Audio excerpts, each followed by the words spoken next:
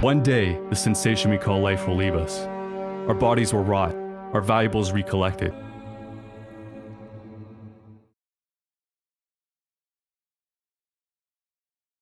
My grandmother was a wonderful person. She taught me how to play the game Monopoly. She understood that the name of the game is to acquire. She would accumulate everything she could, and eventually she became the master of the board. And then she would always say the same thing to me. She'd look at me and she'd say, "One day, you'll learn to play the game." One summer, I played Monopoly almost every day, all day long. And that summer, I learned to play the game. I came to understand the only way to win is to make a total commitment to acquisition. I came to understand that money and possessions, that's the way that you keep score. And by the end of that summer, I was more ruthless than my grandmother. I was ready to bend the rules if I had to win that game. And I sat down with her to play that fall. I took everything she had. I watched her give her last dollar and quit in utter defeat. And then she had one more thing to teach me. Then she said, "Now it all goes back in the box." All those houses and hotels, all the railroads and utility companies, all that property and all that wonderful money. Now it all goes back in the box. None of it was really yours. You got all heated up about it for a while. But it was around a long time before you sat down at the board. And it will be here after you're gone. Players come and players go. Houses and cars, titles and clothes, even your body. Because the fact is that everything I clutch and consume and hoard is going to go back in the box, and I'm going to lose it all. You have to ask yourself, when you finally get the ultimate promotion, when you've made the ultimate purchase, when you buy the ultimate home, when you have stored up financial security and climbed the ladder of success to the highest rung you can possibly climb it, and the thrill wears off, and it will wear off, then what? How far do you have to walk down that road before you see where it leads? Surely you understand, it'll never be enough. So you have to ask yourself the question, what matters?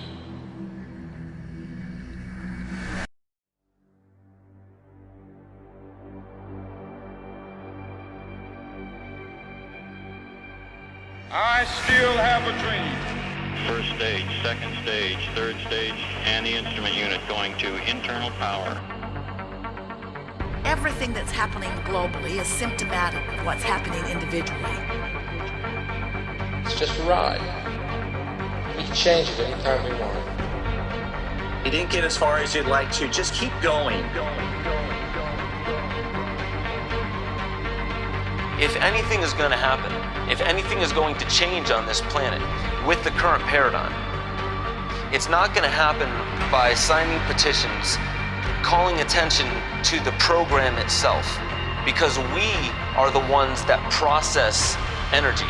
We are the ones that transform energy. Nothing in the universe happens without the transformation of energy. It's the sound that changes. It's the vibration, it's the energy that creates the form. Non-conceived reality.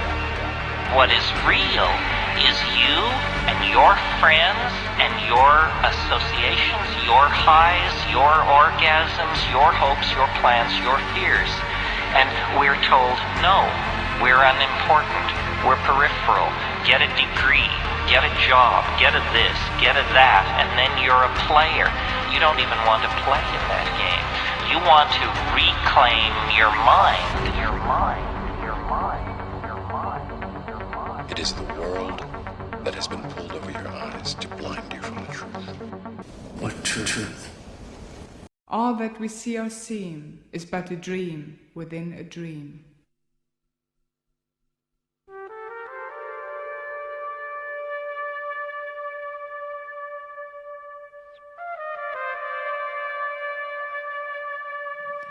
Maybe the whole world is really just a dream. Really, you and me and everything in the world is just a dream. And then, when we go to sleep, we have a dream in a dream.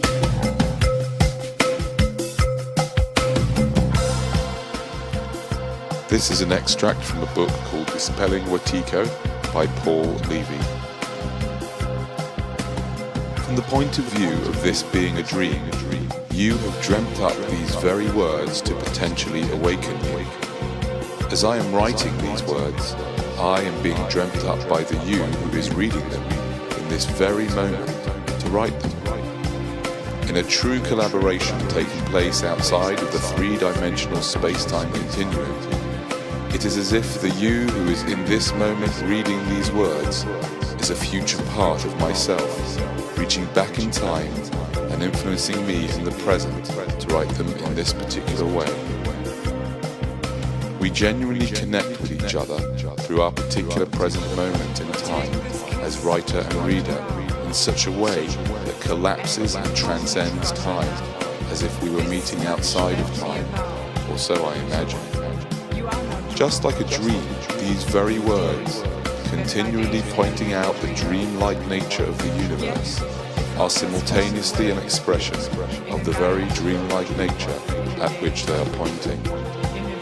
These very words are your own mind manifesting in exactly this way so as to help you awaken. And being like a dream, if you see it this way, abracadabra, so it is. The power of the word has everything to do with our own intrinsic God-given power, as we are the co-dreamers of the dream. Anyone awakening to the dreamlike nature in this moment could and does, in actuality, change everything. We are the ones who give meaning to and create our experience. We are the one. When we come together in lucidity, we, in capitals, are the living antidote to me, disease. And I hold within my hand grains of golden sand.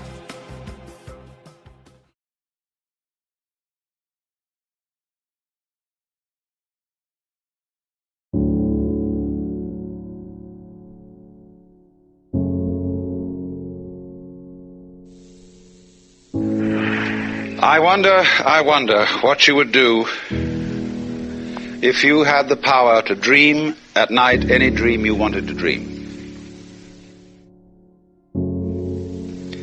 And you would, of course, be able to alter your time sense and slip, say, 75 years of subjective time into 8 hours of sleep. You would, I suppose, start out by fulfilling all your wishes. You could design for yourself what would be the most ecstatic life. Love affairs, banquets, dancing girls, wonderful journeys, gardens, music beyond belief. And then after a couple of months of this sort of thing at 75 years a night, you would be getting a little taste for something different. And you would move over to an adventurous dimension where there were certain dangers involved and the thrill of dealing with dangers. And you could rescue princesses from dragons and go on dangerous journeys, make wonderful explosions and blow them up, eventually get into contest with enemies. And after you'd done that for some time, you'd think up a new wrinkle to forget that you were dreaming, so that you would think it was all for real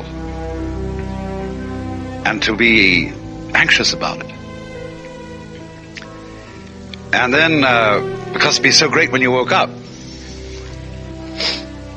and then you'd say, well, like children who dare each other on things, how far out could you get? What could you take? What dimension of being lost, of abandonment of your power, what dimension of that could you stand? You could ask yourself this because you know you'd eventually wake up. And then you would get more and more adventurous, and you would make further and further out gambles as to what you would dream. And finally, you would dream where you are now. You would dream the dream of living the life that you are actually living today. That would be within the infinite multiplicity of choices you would have, of playing that you weren't God. Because the whole nature of the Godhead, according to this idea, is to play that he's not. So in this idea then, everybody is fundamentally the ultimate reality, not God in a politically kingly sense, but God in the sense of being the self, the deep down basic whatever there is. And you're all that, only you're pretending you're not.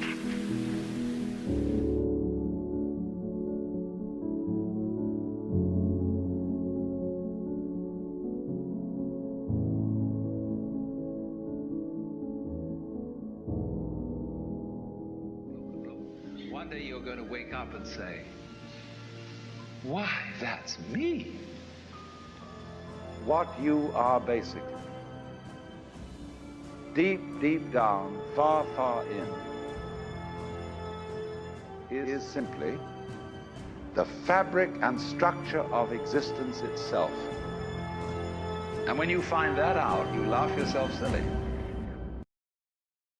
Underneath the superficial self, which pays attention to this and that, there is another self, more really us than I.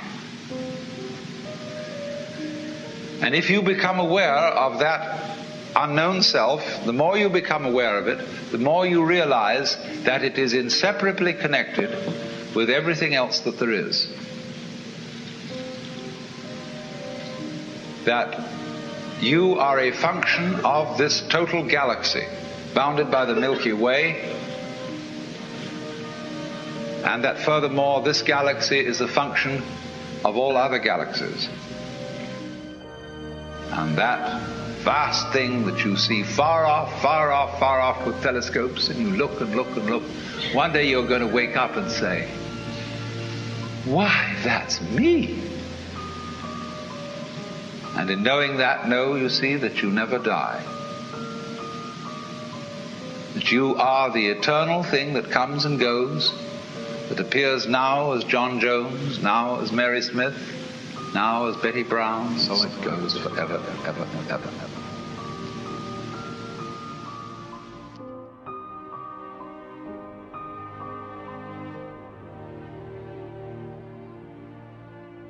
The experience you are having, which you call ordinary everyday consciousness, pretending you're not it, that experience is exactly the same thing as it. There's no difference at all. See, the source of all light is in the eye. If there were no eyes in this world, the sun would not be light. You evoke light out of the universe. In the same way, you, by virtue of having a soft skin, evoke hardness out of wood. Wood is only hard in relation to a soft skin. It's your eardrum that evokes noise out of the air. You, by being this organism, call into being the whole universe of light and color and hardness and heaviness and everything. You see?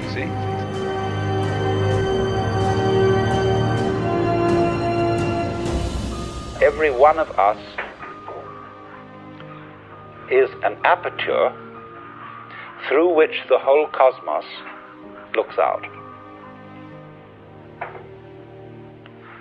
You see, it's as if you had a light covered with a black ball, and in this ball were pinholes, and each pinhole is an aperture through which the light comes out. So in that way, every one of us is actually a pinhole through which the fundamental light that is the existence itself, looks out. Only the game we're playing is not to know this. Therefore, that what you call the external world is as much you as your own body. Your skin doesn't separate you from the world, it's a bridge through which the external world flows into you, and you flow into it. What you are basically, deep, deep down, far, far in, is simply the fabric and structure of existence itself.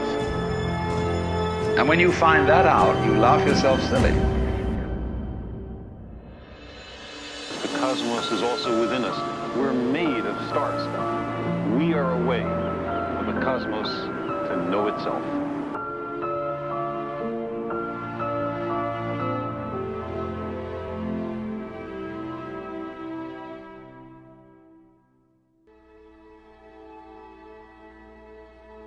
My soul is not contained within the limits of my body. My body is contained within the limitlessness of my soul.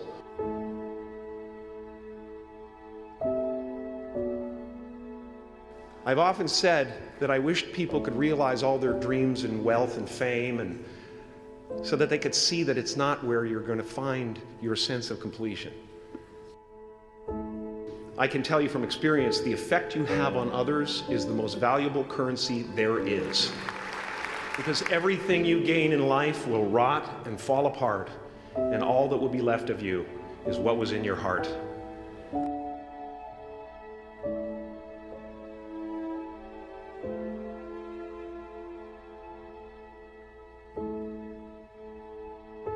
We're not the avatars we create. We're not the pictures on the film stock. We are the light that shines through. All else is just smoke and mirrors, distracting, but not truly compelling.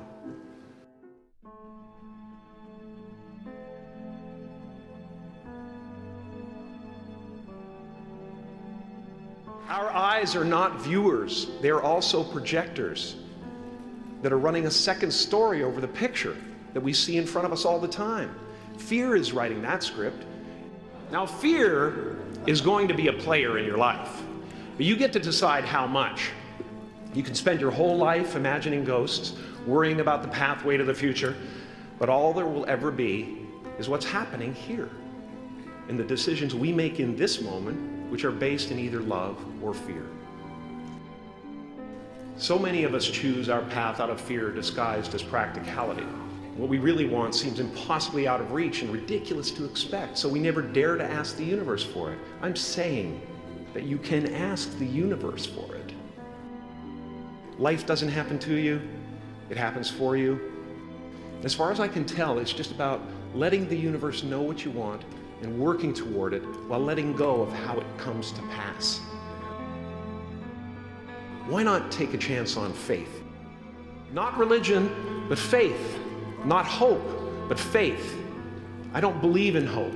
Hope is a beggar. Hope walks through the fire and faith leaps over it. You are ready and able to do beautiful things in this world.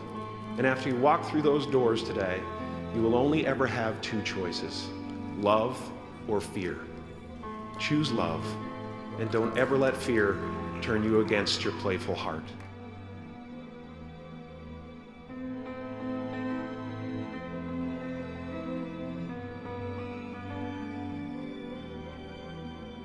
See, this little ingenious organism is not merely some stranger in this. This little organism on this little planet is what the whole show is growing there, and so realizing its own presence. Well, now here's the problem. If this is the state of affairs, which is so, and if the consciousness state you are in at this moment is the same thing as what we might call the divine state, if you do anything to make it different, it shows you don't understand that it's so. So the moment you start practicing yoga, or praying, or meditating, or indulging in some sort of spiritual cultivation, you are getting in your own way. The Buddha said, we suffer because we desire. If you can give up desire, you won't suffer. But he didn't say that as the last word. He said that as the opening step of a dialogue. Because if you say that to someone, they're going to come back after a while and say, yes, but I'm now desiring not to desire. And so the Buddha will answer, well, at last you're beginning to understand the point.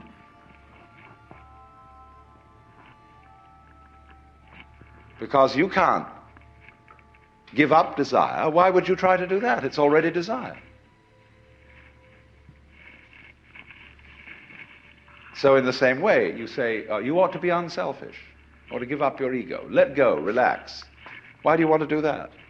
Just because it's another way of beating the game, isn't it?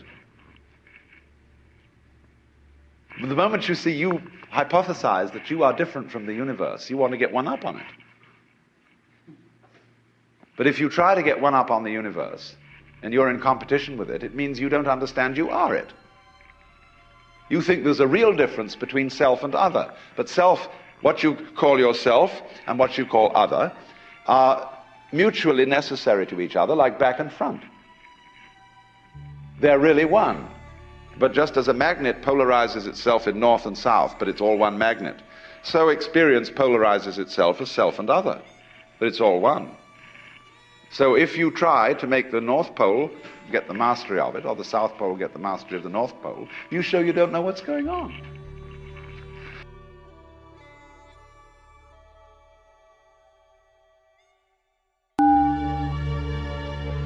Now then, Buddhism. In order to introduce Buddhism, it's necessary to remember the whole background of the world view of India, the cosmology of the Hindus. Well, now, how does the Hindu see the world? The Hindu view sees it as a drama. And it's simply this: there is what there is, and always was and always will be, which is called the self. That in Sanskrit is Atman, A-T-M-A-N. And the Atman is also called Brahman. The self, according to the Hindu view, plays hide and seek with itself for always and always and always. How far out, how lost can you get? So here each one of us, according to the Hindu idea, is the Godhead on purpose, getting lost for the fun of it. And how terrible it can get at times. But won't it be nice when you wake up? Buddhism, unlike Judaism and unlike Christianity, is not very, very frantically concerned with being good. It is concerned with being wise. It is concerned with being compassionate. It's a little different from being good. With having tremendous sympathy and understanding and respect for all the ignorant people who don't know that they're it, but who are playing the very far-out game of being you and I. There is this additional idea that when the self pretends that it's each of us, it reincarnates through a whole series of bodies, life after life after life, according to what is called karma. Karma literally means doing, the law of doing, whereby acts occur in a series and they are linked with each other in an unbreakable chain. So everybody's karma is the life course that he will work out through maybe innumerable lifetimes. I'm not going into that because a lot of Buddhists don't believe that. You will find that the Zen people, for example, are quite divided on this. They will say, no, we don't believe literally in reincarnation, that after your funeral, you will suddenly become somebody different, living somewhere else. They will say reincarnation means this, that if you sitting here now are really convinced that you're the same person who walked in at the door half an hour ago, you're being reincarnated. If you're liberated, you'll understand that you're not. The past doesn't exist. The future doesn't exist. There is only the present. And that's the only real you that there is. The word Buddha is a title, not a proper name. It means the one who is awakened, from the root in Sanskrit Buddh, B-U-D-H, to know. The man who woke up, who discovered who he really was. Now, the crucial point wherein Buddhism differs from Hinduism is it doesn't say who you are. It has no idea, no concept. And I emphasize the word idea and concept. It has no idea and no concept of God, because Buddhism is not interested in concepts. It's interested in direct experience, and direct experience only. So from the Buddhist standpoint, all concepts are wrong. Just in the same way that nothing is really what you say it is. You're only really there when you let go of everything, and you don't depend on any fixed idea, any belief for your sanity or happiness. There's nothing you can hold on to, so man, let go. Because there's no one to hold on to anything anyway. So Buddhism is the discipline of doing that. You discover something much better than anybody has who has a belief, because you got the real thing. Every teacher of Buddhism is a debunker. But he does it not to be a smart aleck and to show how clever he is, but out of compassion. Just as when a surgeon chops off a bad growth or a dentist pulls out a rotten tooth, so the Buddhist guru or surgeon is getting rid of your crazy ideas for you, which you use to cling on to life and make it dead.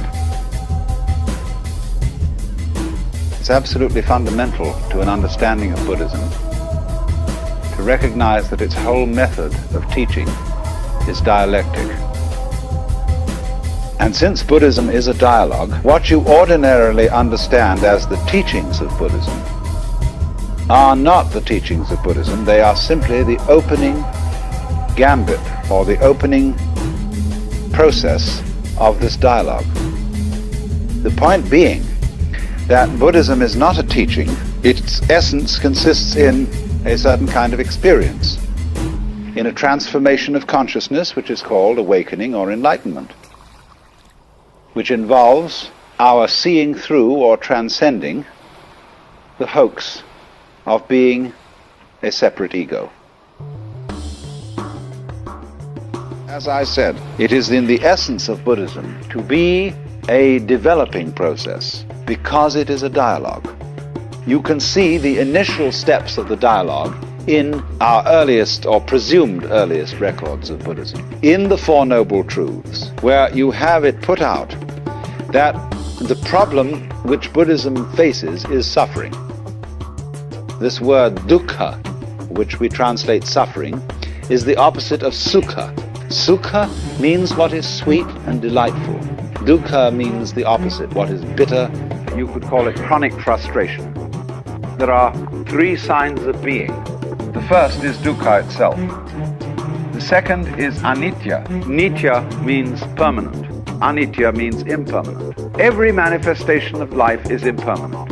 And therefore, our quest to make things permanent, to straighten everything out, to get it fixed, is an impossible and insoluble problem. And therefore, we experience dukkha, or this sense of fundamental pain and frustration, as a result of trying to make things permanent. The third sign of being is called anatman. The word atman means self. Anatman means non-self. That there is in you no real ego. It has no physical reality. The ego is your symbol of yourself. The second of the Four Noble Truths is desire, clinging. This is the same thing as holding on to yourself so tightly that you strangle yourself. The cause of dukkha is clinging. If you don't recognize that this whole world is an amazing illusion, a weaving of smoke, and you try to hold on to it, you see, then you start suffering, seriously suffering. The third noble truth is called nirvana. This word means blow out. In breathing, you know that breath is life. If you hold your breath, you lose it. Let it go, because it'll come back to you. But if you don't let it go, you'll just suffocate. Don't cling, and then you're in the state of nirvana. Now then, the fourth noble truth, path. The way of Buddhism is often called the Noble Eightfold Path. In Buddhism, it is taught that everything in this universe depends on everything else. That we have a kind of a huge network, and this is called the doctrine of mutual interdependence.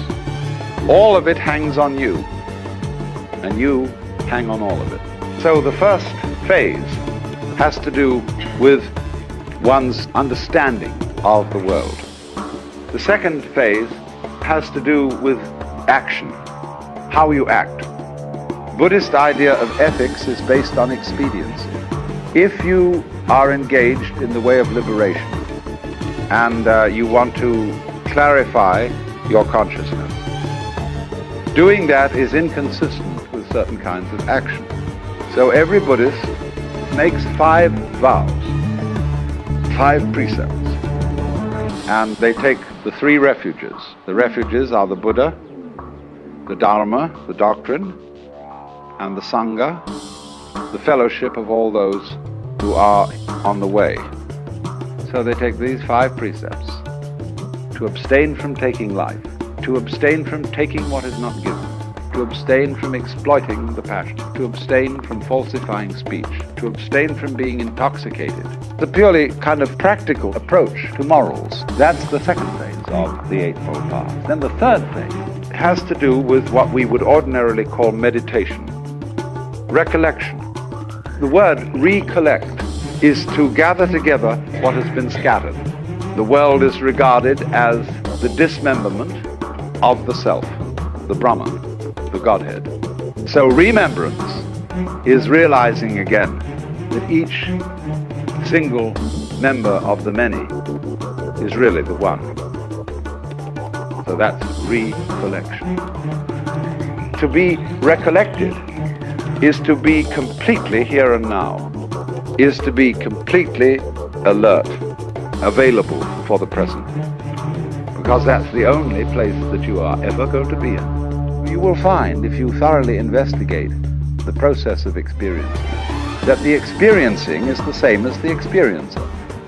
So you, as someone who is aware, and all that you are aware of is one process. And you get to that state by the practice of meditation, which is sitting down quietly and being aware of all that goes on without comment, without thinking about it. And when you stop categorizing, verbalizing, talking to yourself inside your head, naturally the separations between, for example, knower and known, self and other, simply vanish. If you go through this and you get completely blown out and released and are in the state of nirvana, when you get to this state of nirvana, there wells up from within you compassion. The sense that you aren't different from everybody else. Everybody else's suffering is your suffering. So that he who reaches nirvana doesn't, as it were, withdraw into a sort of isolated peace, but is always coming back into the world, into the difficulties, into the problems of life, in compassion for everyone else. You can't be saved alone, because you're not alone. You are the whole cosmos. Physical reality, as you call it, as we have said many times, is a reflection of your state of being, your state of consciousness. There really is nothing outside of you. You're not really in physical reality. Physical reality is within you. It's within your consciousness. It is a concept that you are experiencing of yourself from a certain perspective. However, we understand that the way in which you have chosen to experience your particular dimension of physical experience is as though You are within a realm of space and time, as you call it. But what is that exactly? What is space? What is time? Again, while they are illusionary, you still create the effect of them, the experience of them in your life experience as a physical being, a physicalized being, so to speak, where you have taken your energy, the high frequency energy of your spirit nature, your non-physical nature, and in a sense have lowered that frequency, crystallized that frequency down into what you call the experience, the matrix of, the structure of physical reality. Now again, this is going on within your consciousness. You're not actually in any place really called physical reality. It's all within.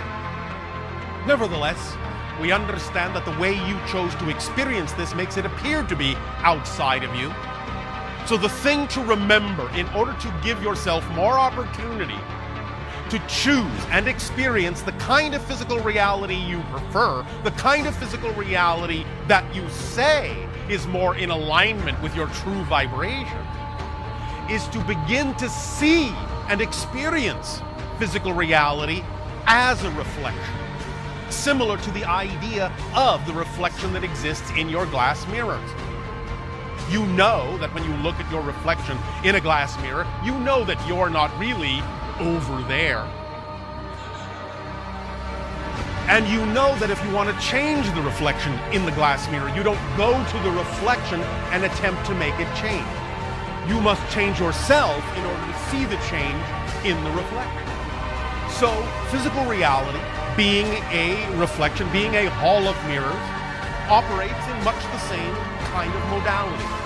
Any change you wish to see in the so-called reflection, the outer reality, must begin within the inner reality, which is you, within your consciousness, within your vibration, within your state of being.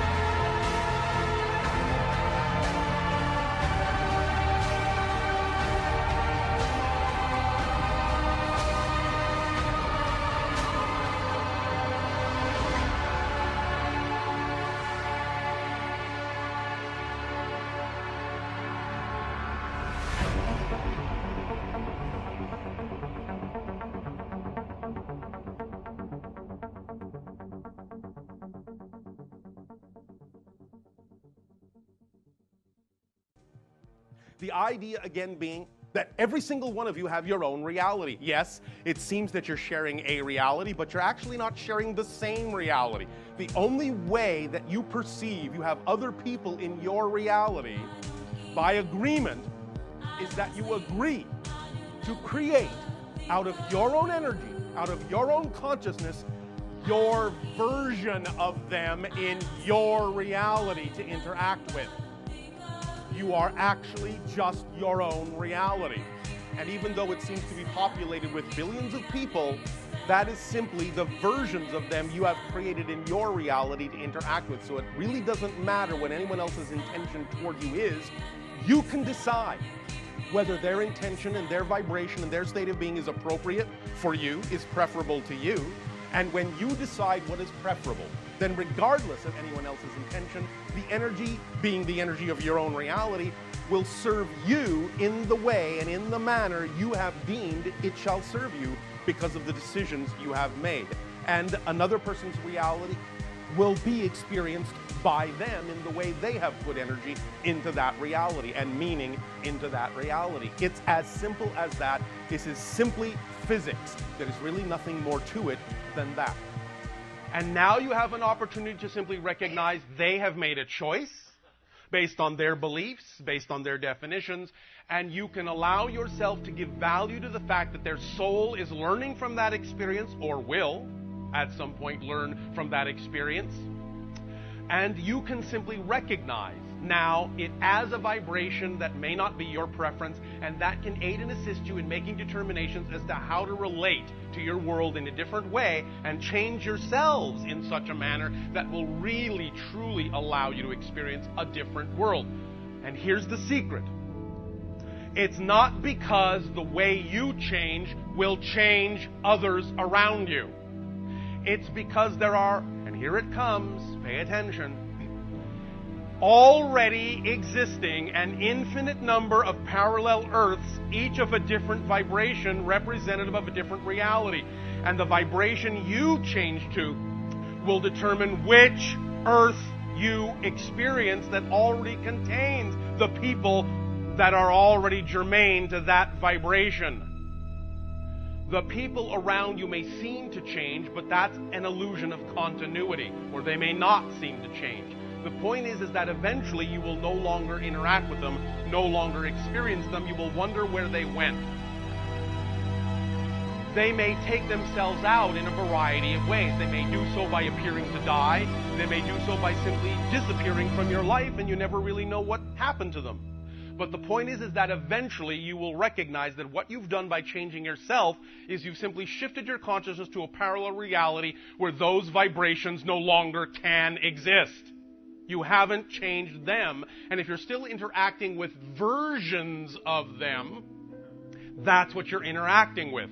You're interacting not with a changed person, you're interacting with a version of that person that already existed in that reality, that's germane to that reality.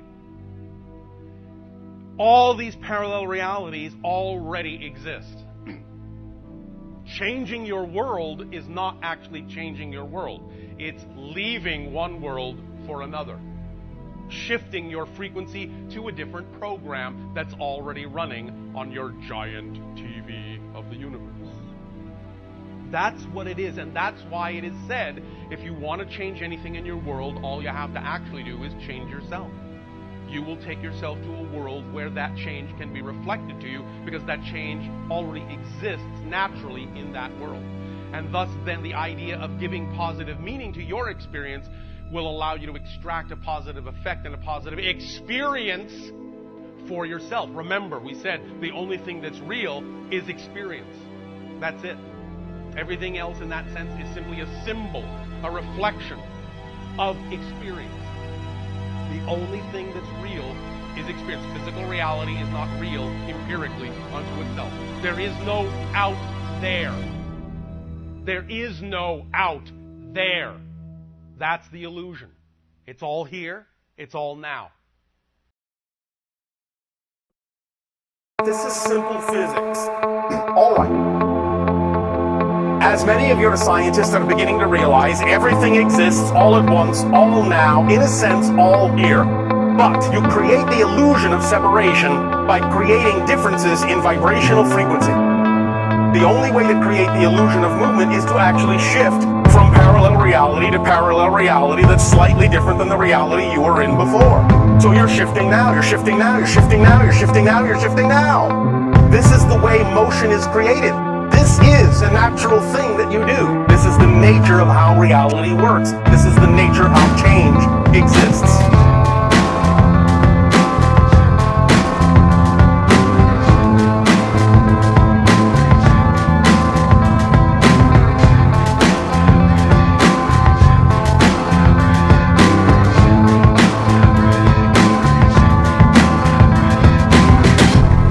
So the question is not, can you shift? The question is, what will you shift to?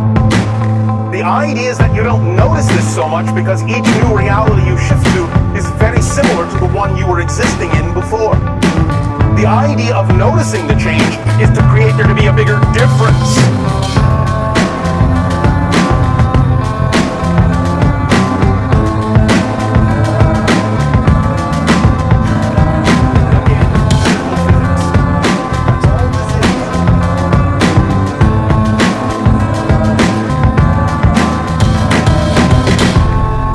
Simply comes down to the notion of definitions, how you define your reality, belief systems. Basically, is what we are talking about. All experiences in life are based upon the strongest definition you have bought into about that reality. Is this making some sense to you? All right.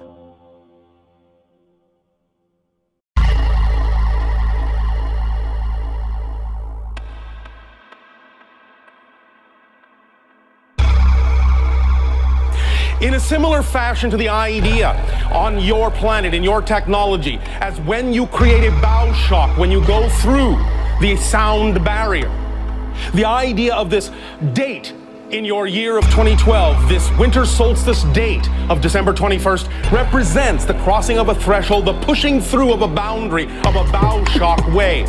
So that before that time, even though your world may have been collectively a little bit more negative than positive, after that time, it will finally be, for the first time in a long time, a little bit more collectively positive than negative. Now, this does not mean that just because you have tipped the scales that way, that everything is going to be, as you say in your language, peaches and cream the next day.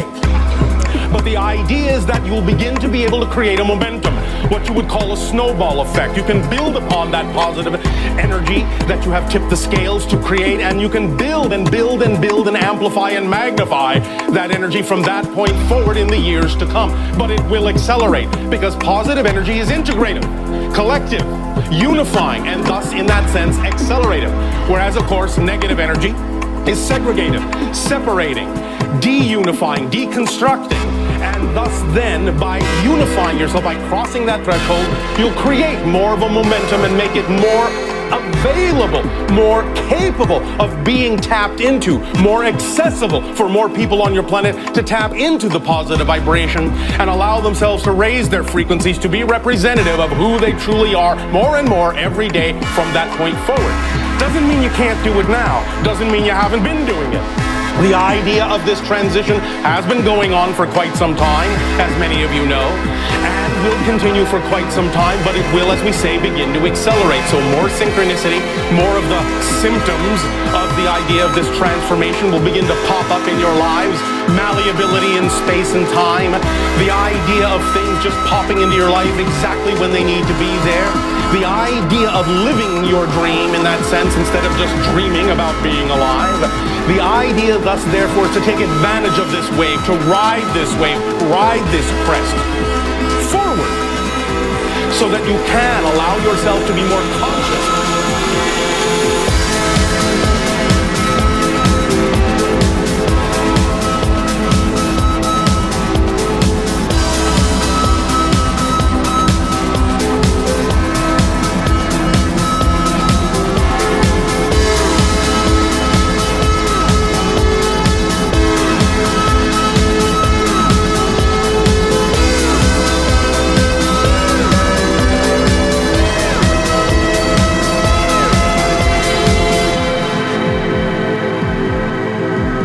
So it's not about learning to manifest, it's about manifesting the idea, the design, the experience, the parallel reality that you prefer to manifest consciously, rather than allowing your reality to be attracted to you by your unconscious beliefs, by your fears, by your doubts, by your hesitations, by your belief in lack of self-worth, which has no place in the idea of a positive frame of reference.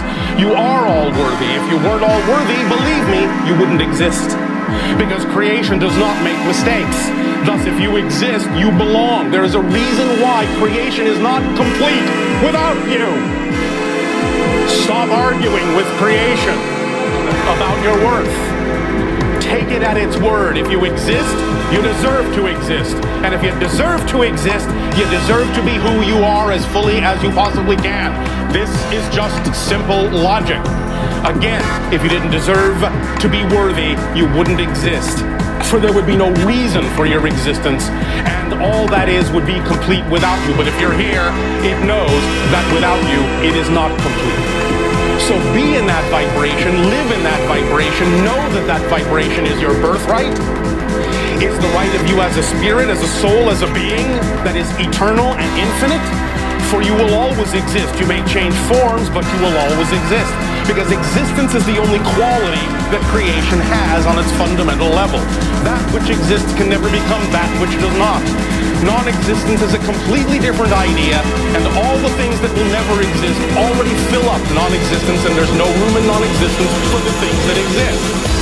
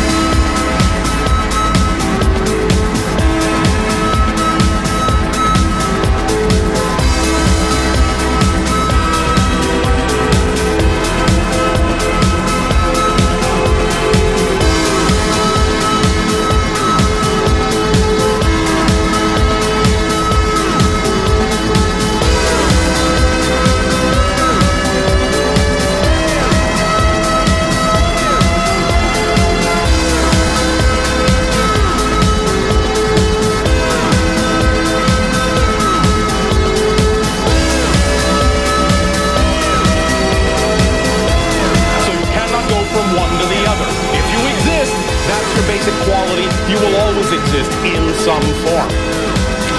Now, because this is a time of change, a time of acceleration, a time of transformation, and a time also of what we have termed the splitting prism.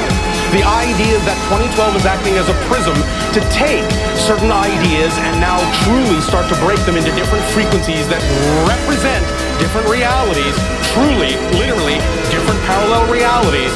It's important for you to be the vibration you truly prefer to be so that you can follow that path, that particular reality line, that particular frequency, that particular train track, if you will, as it leaves the station.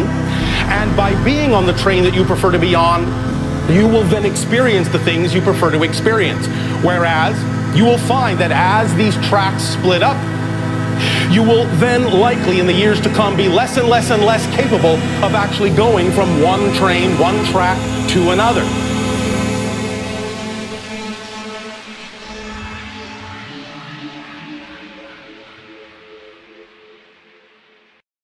The themes that you have decided to explore are going to be the issues that reveal negative beliefs while you're following your excitement. Those are the themes. So in other words, if you feel, for example, you have a particular talent, a particular artistic bent, a particular desire to do a certain thing creatively, but you find along the way, you find by acting on that you are afraid, that you have self-doubt, that you are not acting on it for some reason or other, that's the theme you chose to explore. Do you understand? Mm-hmm. It is all about transforming the dark into light. Hello, Bashar. And to you, good day. So good to be with you again after what seemed so many nows. It's been a long time. So many nows. What an interesting concept. Yes. Since there is actually only one now. All the different nows, all the apparently different nows are the same now from a different point of view.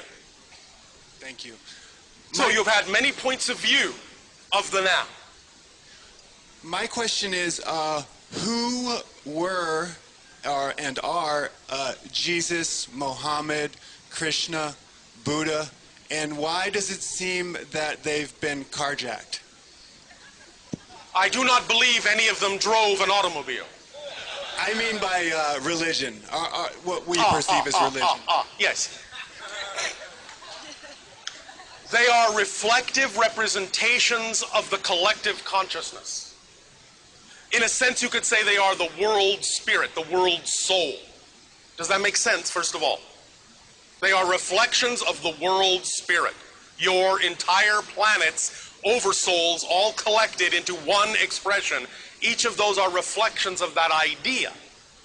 Each and every one of them fundamentally were telling you the same message we're telling you now.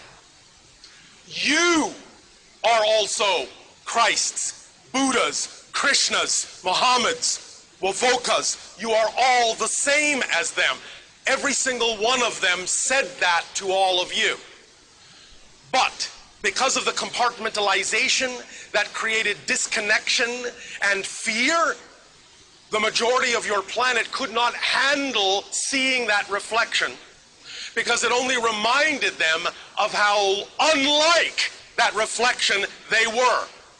And when you are reminded of how unlike your true self you are, and you are compartmentalized in that way, then the reaction from fear that occurs is called resentment. And when you resent being told that you are not who you really know you are, then the fear grows and the resentment grows, and you wind up usually killing the one reminding you of who you are. And also you create the idea of intermediaries saying, well, I know that's a lot to handle, so I'll filter it for you for a small nominal charge. So you create more dissociation, more in-betweeners, and you remove and remove and remove and remove yourselves from the original idea that you are also the same as the messenger. Does that make sense? Yes, completely. Thank you so much. Thank you. Now, in this day and age on your planet, it is all about, again, remembering that none of those beings wanted you to follow them What they were saying is, you are all like them, so be like them. When your Jesus said, I am the way, he did not mean follow him in a religious context. He meant be the way I am, because you are that way. So, the idea also is for all of you to understand that this is what the so-called second coming actually is the awakening within each and every one of you of your own Christ consciousness, your own Buddha nature, your own Krishna spirit, your own holy Vavoka. All of that is all who you are, and you've created reflections down through the ages to guide you, to remind you. But because of the disconnection in your consciousness, it didn't always take. But a few people here and there would get it. Until such time as now you have arrived at a place where you finally are beginning to understand what was said by all those reflections over the course of your so-called history. All right? Thank you so much. I'm passing the mic, but if you could tell us what the purpose of the pyramids are as I pass it. Well, it depends on what pyramids you are talking about. Now, if you are talking about the idea of your great pyramid in Egypt, and you are talking about the idea of many of the pyramids in different places on your planet that were all built about the same time, many, many thousands of years ago, they are for the purpose primarily, they have many functions, but they are for the purpose primarily of allowing you to remember many of the things we are talking about here. They are, in a sense, remembering places. They are collection places. They are focal points for consciousness. They are embodiments of knowledge and information, so it will not be forgotten over and over and over and over again. That is their primary initiation purpose, is to recall what you have forgotten, what you may feel you have lost, to be standing there as a reminder for all time. It based on what belief and why, and then you'll get a handle on how to allow yourself to redefine the reality in such a manner as to see whatever degree of change you prefer to see. And that's what it's all about. What idea, what belief is most harmoniously aligned with your true self? Now, we have said, yes, true self, out of alignment, in alignment with true self, true self. What's true self? Here's how you tell what your true self is. Once again, briefly. It is encapsulated in a term that exists on your planet called passion, joy, and excitement. The idea is that vibration, what you feel, that excitement, that physical sensation, is actually the body's translation of the vibratory energy that is your true core inner being. So anytime something in your life contains that degree of excitement, we would again strongly suggest you act on it. Why? Because that's who you are. Because it is most truly you. It is your path. It is your reflection. It is your attractor. It is luring you to more of yourself. That's why things contain that feeling. That's why they reflect that feeling to you. And that's why you can know that if you act on your joy, it will support you because it's your true self. I know. You have many different belief systems on your planet that doubt the ability of your excitement to support you, and we can talk about some of those at length if you wish. Nevertheless, it does have the ability to support you. Why? Because it is you. And it is the part of you that is representative of the part of you that is made in the image of creation. And creation is nothing if not unconditionally supporting and infinite. We recently talked about the idea of another way to understand what you call now the law of attraction. It is not inaccurate that the idea is that when you have a certain vibration, you attract what is representative of that. It's not inaccurate, but it's incomplete.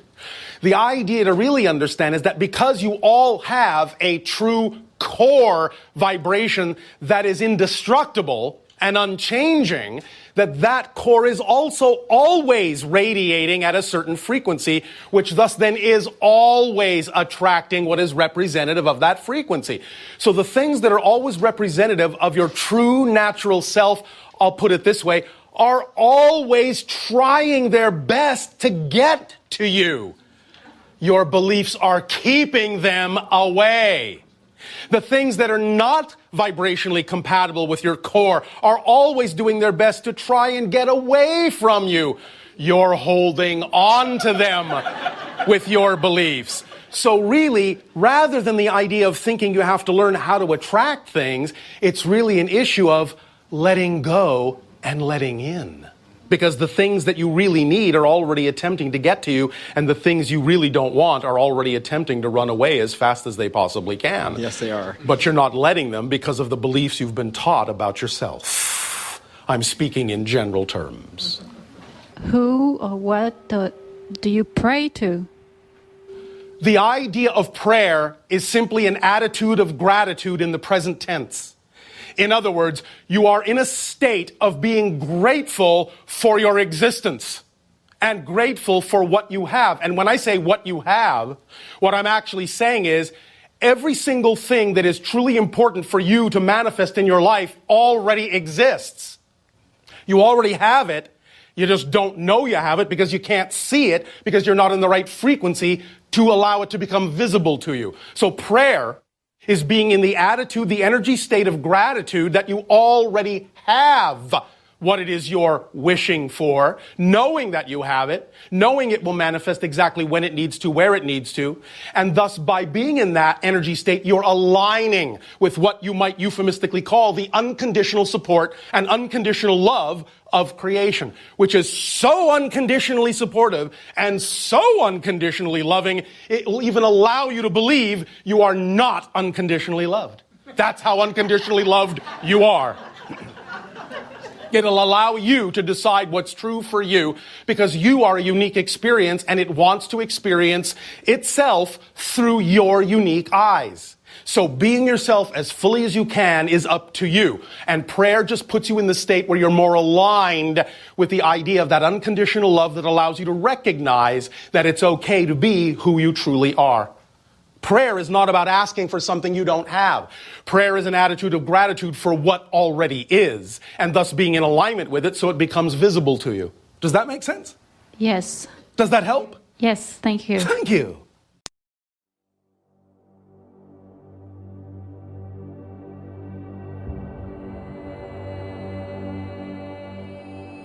And if you are, in fact, an expression of an already existing infinite creation, you have right here and right now the ability to access that infinity in whatever way serves the idea you are creating yourself to be within the local experience. You have the ability to access anything that is relevant, everything that is relevant to the definition of your life as you have created it in your local experience of existence. And when you find ways to quiet your mind, to release resistance, or to find thoughts that are resistant-free, and you learn to hold yourself consistently, chronically, in vibrational alignment with who you really are, you begin to see the world through the eyes of Source. You begin to understand things as they really are. The distortions of all things begin to fade. Your purpose and reason for living begins to come full view. And most important, you begin to understand your place in this leading edge expansion, your place in the universe. And then what happens to you is your feeling of well-being and worthiness, your feeling of self-appreciation sweeps around you and through you and permeates everything that you are and radiates to the boundaries of this boundaryless universe and assists everyone who comes into contact with you, even in the slightest way, of being uplifted because you are tuned in, tapped in, turned on to the source within you. You are no longer a fragmented shadow of who you really are. You are who you really are. You exist. When you understand this fully, it becomes automatically apparent, again, that there is only now, that time is an illusion, although the experience of it is real when you create it in your consciousness. But what that means is that relative to the concept of time, if you exist now, you always have and you always will. So you are eternal, you are infinite. Let it become obvious. The thing that is virtuous is coming into alignment with that which is really you. In other words, coming into alignment with the you that you have become. So we've just got to tell you this story, even though many of you have heard it before. Hear it now like you've never heard it before, because this is who you are and this is how it all fits together. You, source energy, before you came into this physical body. Source energy, hear it and try to embrace it. We can feel it bouncing off many of you. Source energy, way too big. Source energy, way too big. Well, deal with it. Source energy, you, source energy before you came forth into this physical body. You, genius you, brilliant God force you. You, source energy.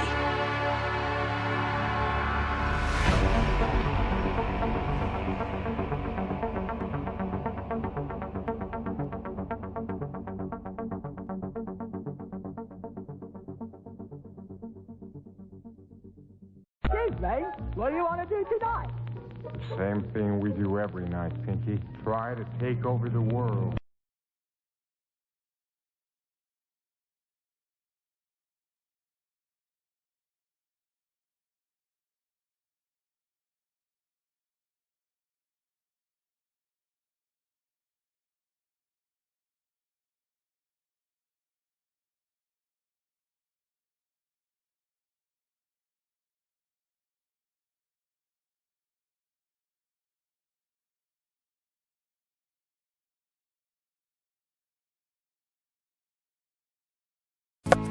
When I've done my sessions, people go back to the source. They go back to where they began, and they said the love is beyond description. They don't want to leave once they are back there. It is so incredible. But all of us started with the source. Everything there is came from it, and it cannot exist without it. It is the glue that holds everything together. If it were to wink out for a fraction of a second, everything would disintegrate. It cannot exist without this power that holds everything together. It all started there. We were all a part of it in the very beginning. And in the very beginning, God, it's been described as a huge bright light, a huge energy source that everything emanates out from. But what I've found in my work is that in the beginning, God was just this huge energy source pulsing out there in space, if you want to limit him by saying space. But then he became curious. He wanted to know. He wanted to learn. He wanted to experience. He couldn't do it on his own. So he exploded out. And when he exploded out, you may call this the Big Bang Theory. But when he exploded out, all the particles flew out in all different directions. Those particles, little sparks, some of them became universes, some of them became galaxies, and some of them became the human souls. When you take us back to what we really are, we are just a tiny spark. We are a tiny spark that started with God. We were sent out and told, go out and experience and learn. Learn everything there is to learn, and then bring it back. This is how God learns. He wants to learn. He wants all of us to experience. That's why there is no good, there is no bad. It's only experiences, it's only lessons. We bring them back to the source. And this is how everything was created when it all went out. And as that, if you picture that when we're journeying out through all of our hundreds and thousands of lifetimes, where we experience every type of life you can ever even imagine. We've all been flowers, we've been plants, we've been animals. In the theory of reincarnation, we have to be everything before we're done. We have to know what it's like to be everything. On this earth, on other planets, where we are pure energy, it doesn't matter. It's all a form of expression of the source of God. We have to learn everything that's possible to learn. That's why there's no judgment. We have to bring it back to the source. In that way, you can picture us as cells in the body of God, constantly gathering information and taking it back to the beginning. And I asked one time, what does the source do with all of this information once we accumulate it and bring it back? That it uses it to create more. It's constantly in a state of creation. And everything is created through love. Love is the force behind everything. And it uses all of our experiences, all of our knowledge, everything we have gained to create more, to create new universes, to put other forms of life on it. And it goes on and on and on. There is no end. And I said one time, what happens when we get all of the information we've accumulated from hundreds and hundreds of lifetimes back to the source? We can stay there for a while because they say once you're there, you don't want to leave again.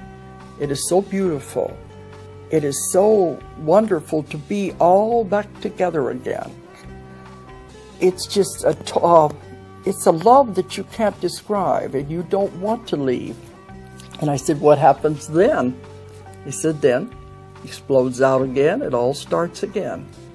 Another journey somewhere else.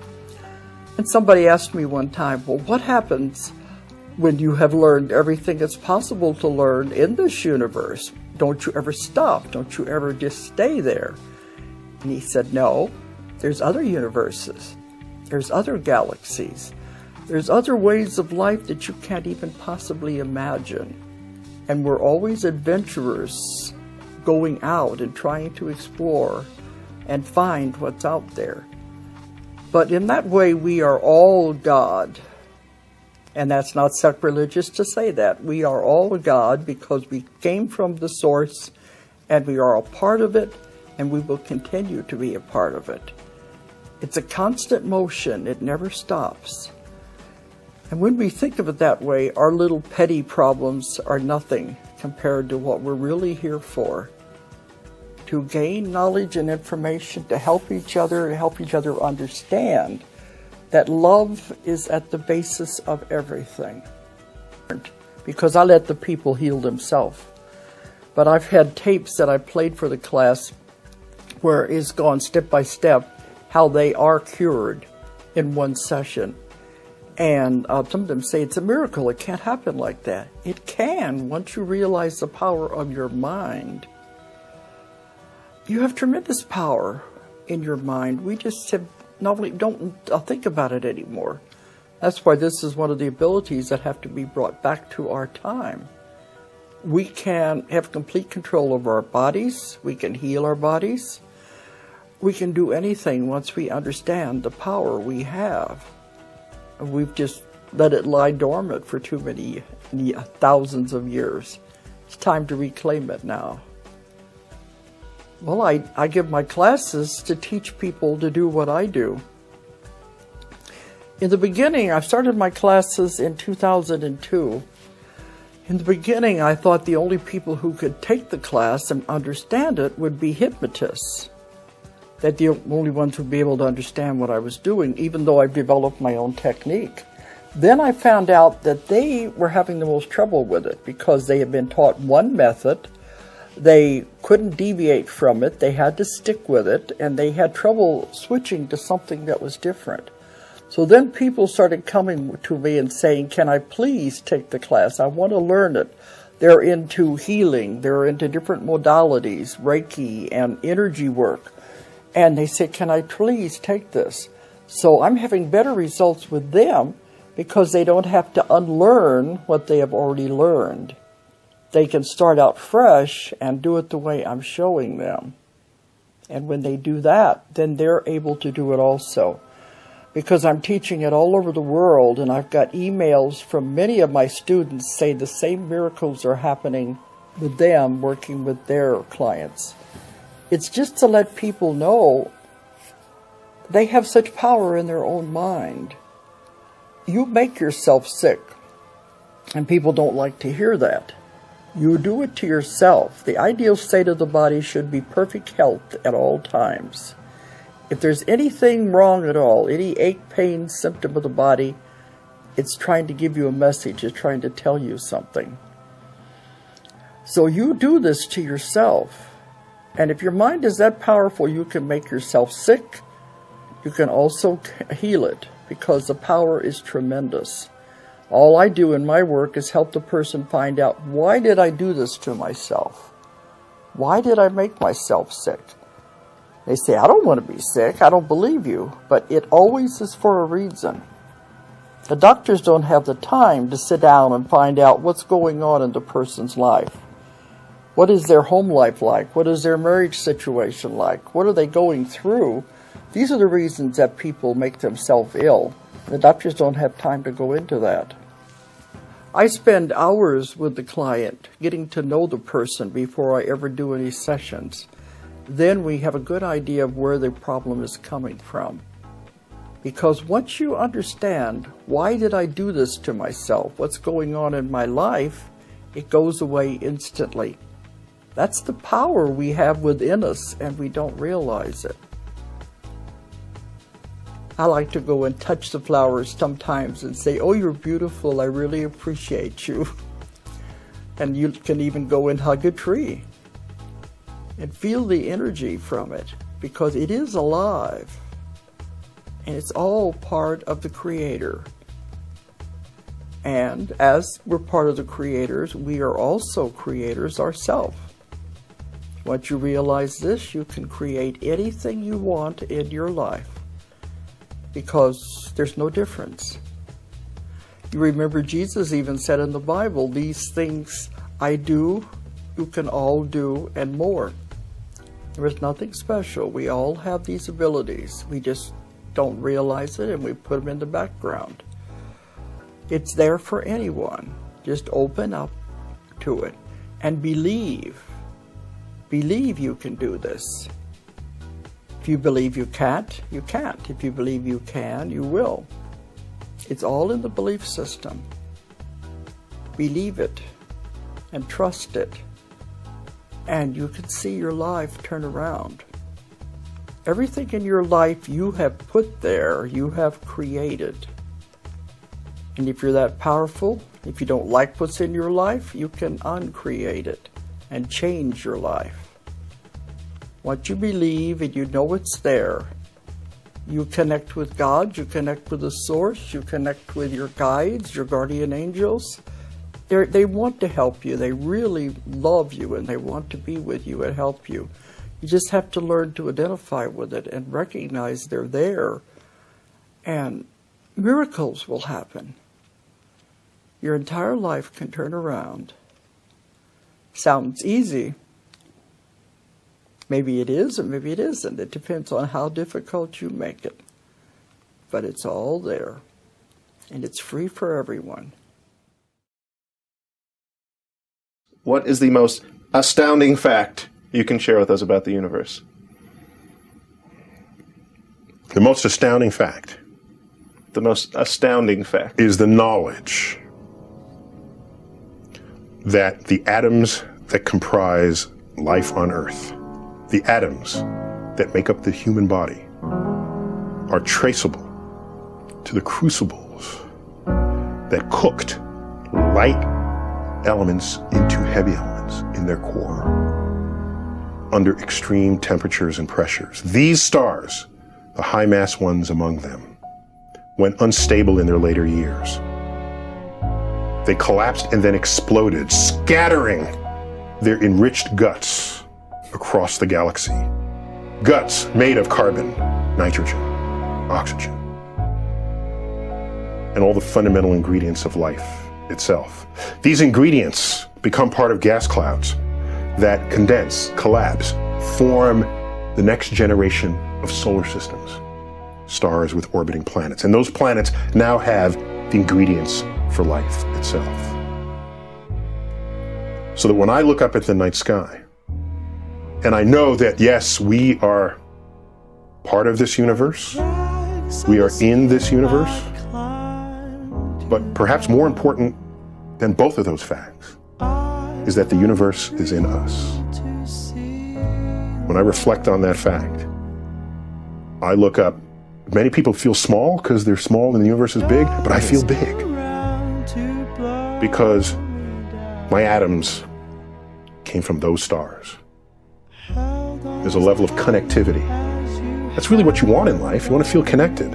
I want to feel relevant. I want to feel like you're a participant in the goings-on of activities and events around you. That's precisely what we are, just by being alive.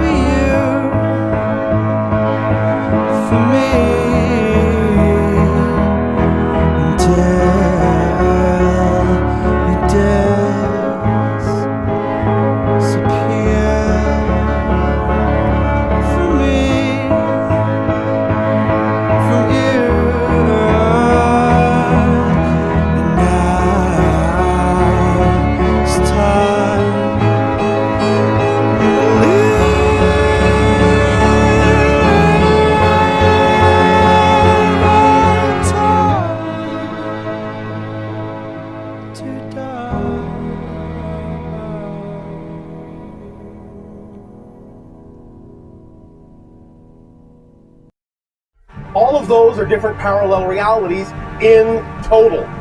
You draw yourself into whatever parallel reality is representative of the vibration you most strongly give off. What you put out is what you get back. It's the third law of creation. There are only 4 laws in creation. That's the third one. Number 1 is that you exist. Can't do anything about that. Can't change that. You exist. And in some form you always will. Law number 2. The one is the all are the one. Can't change that. Number 3. What you put out is what you get back. Can't change that. Law number 4. Change is the only constant. Except for the first 3 laws. That's it.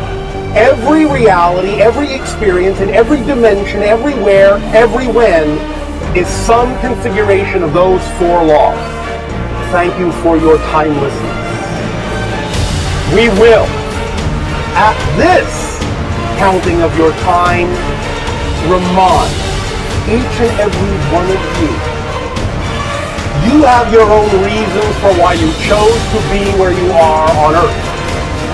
It is an adventure that you can allow to enhance every aspect of your being when used in that light. Please remember, when things seem darkest, when things seem down, when things seem at their heaviest, if you really want enlightenment, then just lighten up on yourself. Let go of judgment. You don't need someone else's baggage in life. You came in with everything you really need to take with you. Whatever other baggage someone thought you needed to drag through your life, you don't need. Drop it. You will accelerate greatly when you're not weighed down by things that have nothing to do with you. The more you are yourself, the more you will actually be capable of helping everyone else also choose to be themselves. Because they will see by your example what they can also be, not that they must choose it, but at least you give them the choice by choosing joy, love, and excitement for yourself. And they do work. There is nothing in creation that contradicts the choices you make that you believe most strongly are the ones that are your preference. There is nothing in creation that contradicts the choices you make. there are no interruptions in your life. Everything that happens is there for your reasons to use as you wish. Use them in the way you prefer to use them so they can be seen and felt and experienced in an enriching way. And you will see and hear and feel and taste and smell and touch. Everything will take its cue from that state of being. Be that state of being because you can. You don't need another reason to do so. Just be who you are because that's who you are. That's reason enough in the eyes of creation. You don't have to justify your existence, because if you did not deserve to exist, believe me, you wouldn't. But you do exist. And so in the eyes of creation, it must be necessary, it must be important that you are a part of all that is. Without you, each and every one of you, each and every one of us, each and every being in creation, without us all that is wouldn't be all that is.